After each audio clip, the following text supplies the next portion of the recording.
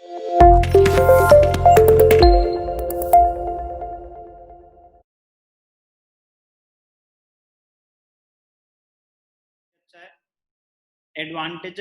Of bills of exchange. कह रहे जब सामान क्रेडिट पे बेच दिया तो आप अपनी बुक्स में जिन्होंने पैसे लेने हैं वो डेटर्स दिखा दो, जिन्होंने पैसे क्रेडिट पे सामान खरीदा है वो क्रेडिटर्स दिखा दो। दिख तो रहा है एसेट्स और लायबिलिटीज। एडिशनल डॉक्यूमेंटेशन करने की क्या जरूरत है?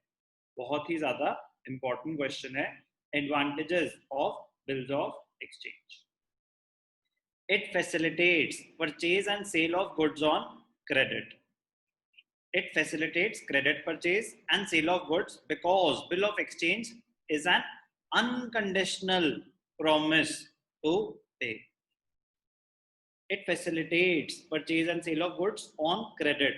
क्रेडिट पे सामान खरीदना और बेचना रिलेटिवली ईजियर हो जाता है, क्योंकि आपको थोड़ा सा sense of confidence, sense of security आता है कि अगर हमने बिल्स ऑफ एक्सचेंज बना लिया तो it is an unconditional promise. ये कीवर्ड है यहाँ पे, it is an unconditional promise कि पैसे देने ही पड़ेंगे। अब कोई सर्विस रेंडर करना, ये नहीं कि मुझे आपका सामान पसंद आया तो मैं आपके पैसे दूंगा। नो, नो कंडीशंस कि मैं अभी यूज कर रहा हूँ 2 महीने में आपके पैसे दे दूंगा, लेकिन बीच में अगर मैंने सामान वापस कर दिया तो मैं पैसे नहीं दूंगा। कह रहे नहीं, ऐसी कोई कंडीशन ही नहीं है, पैसे तो अब आपको देने पड़ेंगे एक बार आपने बिल एक्सेप्ट कर लिया। तो it facilitates purchase and sale of goods on credit. It serves as a source of finance. Source of finance. Bill of exchange बना लिया, मैंने आपको सामान बेचा था, मेरे पास बिल पड़ा हुआ है, तो अब 3 महीने का बिल है, 3 महीने बाद आप पैसे दोगे, ओके। बट अगर मुझे इमीडिएटली पैसों की जरूरत है तो मैं अपना बिल बैंक के पास ले जाके डिस्काउंट करा सकता हूँ। तो अगर मुझे फंड्स की रिक्वायरमेंट है तो बैंक डेफिनेटली कुछ कमीशन लेगा, कुछ चार्जेस लेगा, डिस्काउंटिंग चार्जेस लेगा, बट वो तो मेरी कॉल है ना कि अगर मुझे इमीडिएटली पैसों की जरूरत है तो एटलीस्ट मेरे पास ऑप्शन तो है। वरना तो 3 महीने बाद ही पैसे मिल रहे थे, कोई ऑप्शन ही नहीं है, वेट करो 3 महीने। तो लेकिन अगर एडिशनल डॉक्यूमेंटेशन है, बिल ऑफ एक्सचेंज है, तो हम वो जाके बैंक के साथ डिस्काउंटिंग कर सकते हैं। तो it serves as a source of finance. Bills of exchange can be discounted with a bank or an NBFC so that the enterprise allowing credit can receive the amount immediately without the debtor having to pay before time. मैंने आपको सामान बेचा, 50,000 का सामान बेचा, मैंने आपसे 50,000 rupees लेने हैं। आपने कहा पैसे नहीं है अभी, मुझे 3 महीने का टाइम चाहिए। मैंने कहा ठीक है, तो मैं एक डॉक्यूमेंट एडिशनल बना के भेज रहा हूँ, बिल ऑफ एक्सचेंज, आप उसको साइन कर देना। आपने साइन कर दिया, मेरे लिए हो गया वो बिल रिसीवेबल, आपके लिए हो गया वो बिल पेएबल।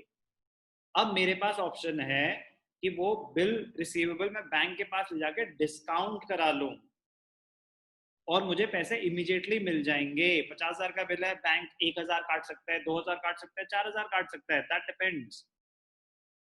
बट मुझे तो पैसे मिल गए, कट के मिले या जैसे मर्जी, मुझे पैसे मिल गए और आपको भी इमीडिएटली पेमेंट नहीं देनी पड़ी, आपको आपका सामान मिल गया। तो ये एडिशनल डॉक्यूमेंटेशन काम आती है। It acts as a source of finance. Easy to recover amount if a bill of exchange is dishonoured. अब एक होता है ना कि बिल ऑफ एक्सचेंज बन गया, जब पेमेंट का टाइम आया, 3 महीने का था लेट अस अज्यूम, तो 3 महीने के बाद अगर दूसरा बंदा पैसे नहीं दे पाता, जिसने बिल एक्सेप्ट किया था, ड्रॉई अगर पैसे नहीं दे पाता, तो बिल हो गया डिसऑनर। तो अगर डॉक्यूमेंटेशन हुई है, बिल डिसऑनर हो गया है, it is easier to recover the amount legally than in case of an ordinary debt. दूसरा ऑप्शन क्या था? मैंने आपको सामान बेचा, मैंने आपसे पैसे लेने हैं, मेरी बुक्स में डेटर्स आ रहे हैं, बस कोई एडिशनल डॉक्यूमेंटेशन नहीं हुई। तो उस केस में अगर आप डिफॉल्ट करते हो कि आप पैसे नहीं देते, तो मेरा केस उतना स्ट्रांग नहीं होगा।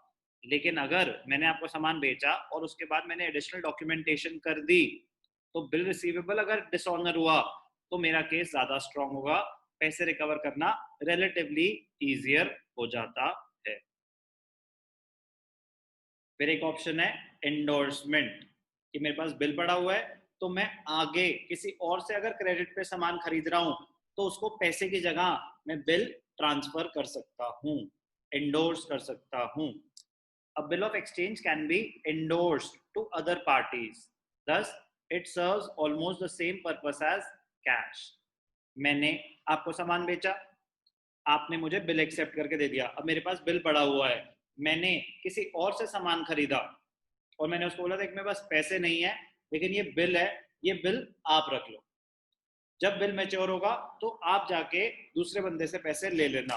तो it serves almost the same purpose as cash क्योंकि मैं सामान खरीद पाया.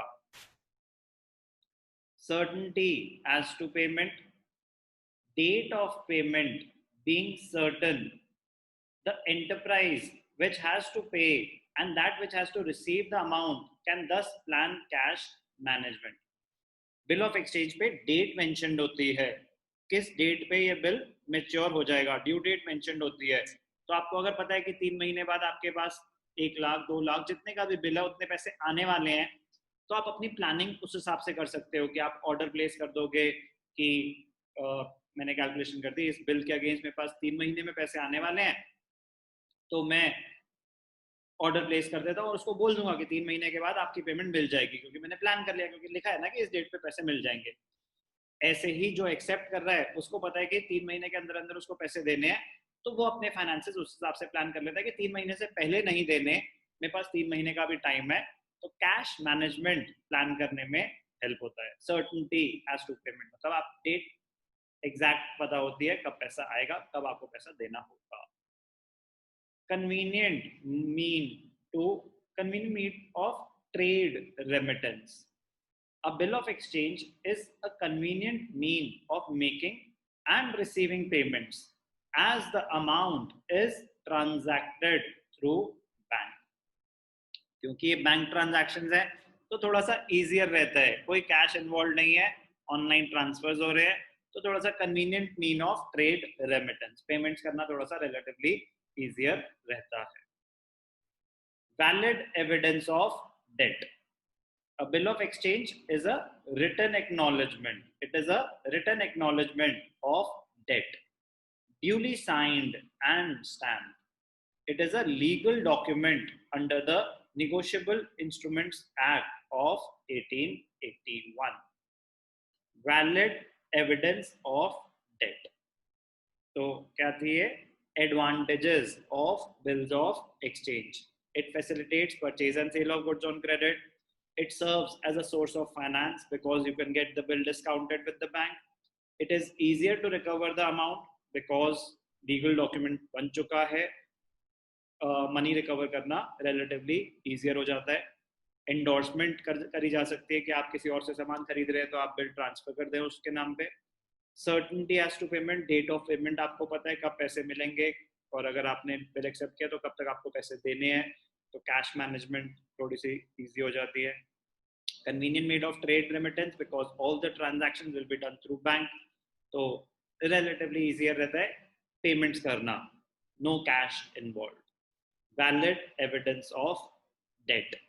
Negotiable Instruments Act of 1881 bill of exchange को एक लीगल डॉक्यूमेंट मानती है, वैलिड लीगल डॉक्यूमेंट, एविडेंस है कि हाँ आपने पैसे लेने हैं जिसके लिए बिल रिसीवेबल है. It is a written acknowledgement of debt which is duly signed and stamped.